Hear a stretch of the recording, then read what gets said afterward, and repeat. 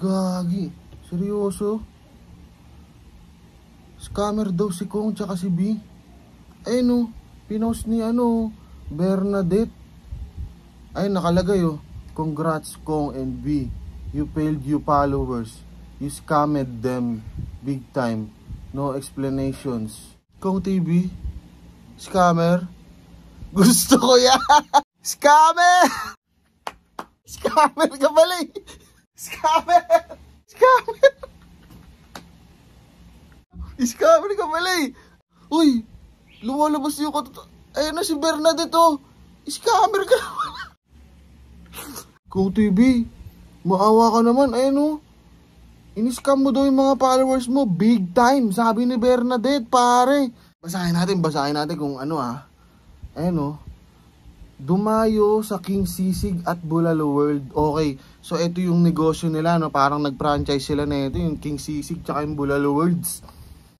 We started to build the branches over the 7 dwarfs and the endorser who put this venture to our condolence in world the honeymoon in the life. Ayun! May bumili ng sisig. Ang binigay, burger. Scammer ka nga.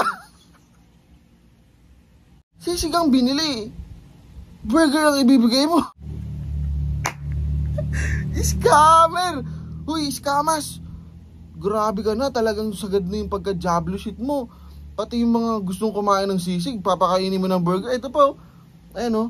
Hi, I ordered bulalo, but they gave me sopas. Uy, sopas pa binigay mo, ano yan? Almusal. Scammer, alam mo, scammer ka talaga. Etong Bernadette talagang, buti lumabas ka Bernadette ha. Kaso parang inaagawan mo ko sa trabaho ko eh. Ha? Inaagaw mo yung pera na dapat sa akin mapupunta sa pambabash eh. Pero okay lang yan ha. Tropa tayo Bernadette ha. Malupit yung ginawa mo. Tinulungan mo ako na palabasin na scammer talaga tong Kong TV na to ha. Wala, scammer nga talaga eh. O order ka ng bulalo eh. Ang ibigay ba naman sa'yo? Sopas. Ayun o, nakalagay po. They gave me sopas with 3 pieces carrots and no chicken flakes.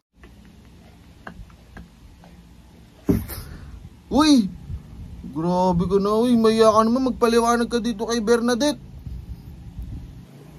Senate hearing ka na daw. Kahit ako, isasampa ko sa Supreme Court yan. Bigyan mo ako ng sopas, ang order ko bulalo. Malala na talaga tong scammer, oy, scammer.